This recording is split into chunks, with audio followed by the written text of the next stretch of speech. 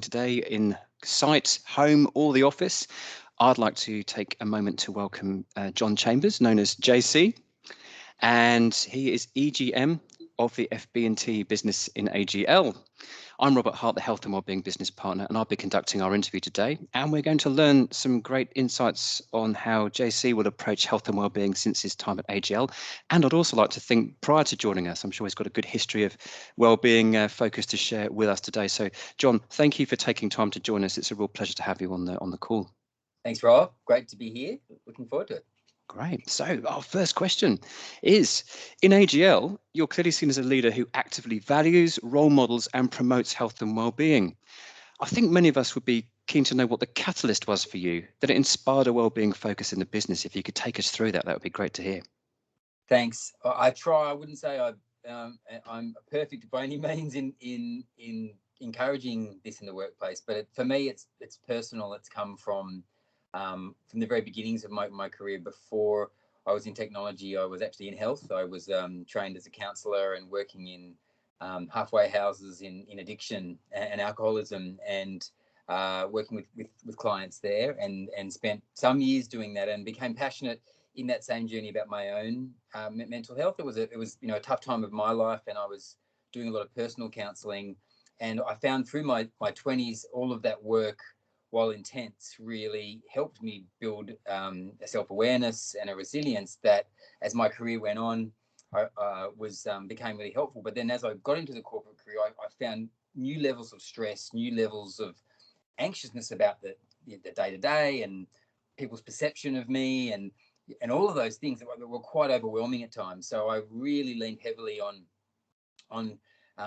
back then counselling as I needed it, whether it was EAP or my own personal counselling, and also in my relationships. My wife and I have had our struggles over the years as well, and we've leaned heavily on wonderful counsellors to support us through that. And thank goodness we're 25 years married today, thanks to that journey. So it's been such a wonderful blessing to me, such an important part of my life. And then realising in the workplace that it wasn't, as I worked with people and teams, that it wasn't necessarily accepted, that this sense of reaching out to get support and help when you're struggling wasn't necessarily the Aussie thing to do. So I've really wanted to encourage that and share how positive it's been for me on the journey. So I think that sense of being open to support and help has been fundamental. The other one for me, I think, has been my own spiritual journey. I'm very interested in these things, and for me, I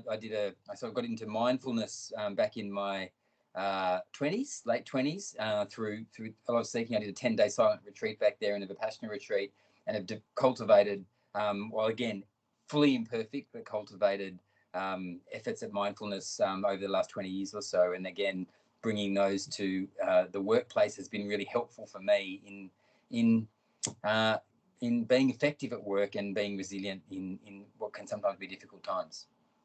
Yeah, this is wonderful. And it's great to have that sense of team around you to support people through tough times. And what I've noticed myself at AGL is that it has been quite a good destigmatization of talking about mental health issues. But I was really fascinated by your insights that joining the workplace and seeing that evolution. It's been quite a journey for many, hasn't it? It's good. It has been. And COVID's been tricky as well. We're dealing with a whole set of different circumstances than we had before in the workplace, and that can, for many of us, that can throw up different emotions, different feelings, heightened anxiety, other things that we need tools, and we need to be able to draw on support to get through. And I think being able to adapt to change is fundamental, but sometimes we just need a little bit of help. Indeed. And if we look at the context of the workplace, where many of us are spending, if not physically these days, but we are here mentally and emotionally, I'd really like to get your insights, John, on this. What are the tangible benefits you've seen as a result of placing importance on workplace wellbeing, perhaps in any organisation you've been part of? I think for me personally, it's being able to sort of be the best I can at work. I really enjoy being effective. I come home or go downstairs, depending on whether where we're working, from a good day where I've been really effective, and I feel energized. I feel fulfilled, and being mentally well at work or at my best anyway, and that varies at times, helps me to do that and helps me to enjoy my time at work. So I feel fulfilled. I think likewise in and amongst teams, these tools can help us be more effective as teams, can help us have empathy for those we're working with, and ultimately be more effective in working together and looking after one another. And there's such a beauty in community to be able to be there for one another, whether it's in the workplace or anywhere else. I think that brings a real depth of fulfillment into our days as well. So these tools can really help be very tangible in that regard.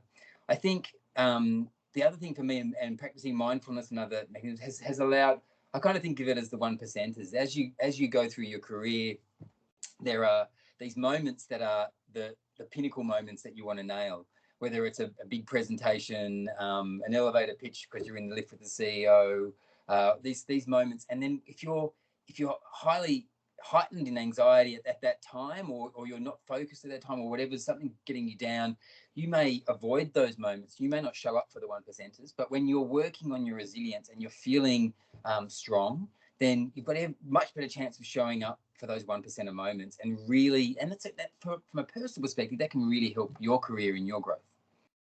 Yeah, that's wonderful.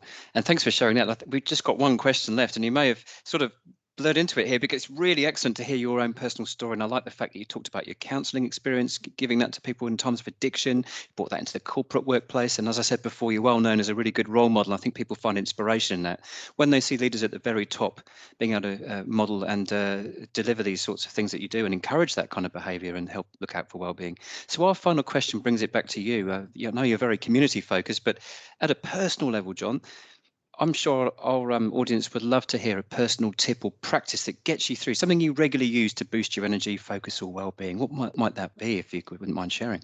Can I share a few, Rob? Yeah, please. Yeah. Oh, yeah. More the merrier. Yeah, always good. Thanks. There's a few hacks that really work for me. One is mindfulness, obviously, and if you're new to it, something like Smiling Mind. I did a lot of work with Smiling Mind with their company on their board many years back, and they're an amazing Melbourne-based company working mostly with youth, but their app and their tools for mindfulness are very simple, all the way from just 2-minute sessions you can use before a meeting, or even to start a meeting with your colleagues, all the way through to sleep practices and other things. I just think they're a really simple way, even for newer advanced practitioners to become mindful. So I'd say get into that.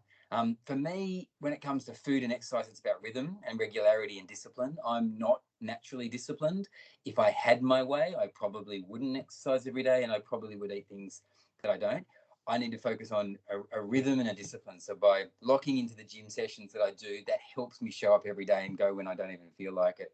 But I have never, ever left the gym and gone, geez, I wish I didn't go to that sesh. So it's just getting into the rhythm and setting the plan and then executing on the plan. Likewise with food. I find it helpful to lock in.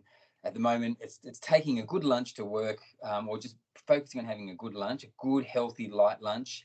Then I can, have a bit of wriggle room at the end of the day, but with a good healthy lunch in the middle, I find it keeps my weight where I like it. It keeps my emotions and feeling where I like it, and it just works. So making the time to have just a good healthy lunch every day does the trick for me. So they're probably a couple that make all the difference. I like the idea there. I think when we're in a time of huge uncertainty, our context tends to blur. And having those really key focuses, I like to sort of call them anchor points in our day that we can really hold on to. The meal patterns, our sleep patterns, our exercise patterns. I'm fully with you on the exercise. And I would encourage everyone listening to this, if you are stuck at home, get outside in the daylight to regulate your sleep. And as well, it helps lift those things. But JC, this has been a fabulous insight into how you operate. And I think our listeners and viewers will greatly identify with some of those fantastic ideas you have there. And thank you again for spending some time with us in health and wellbeing. Really appreciate your time. Thanks so much. Thanks, Rob. Thank you. Absolutely my pleasure. Thanks.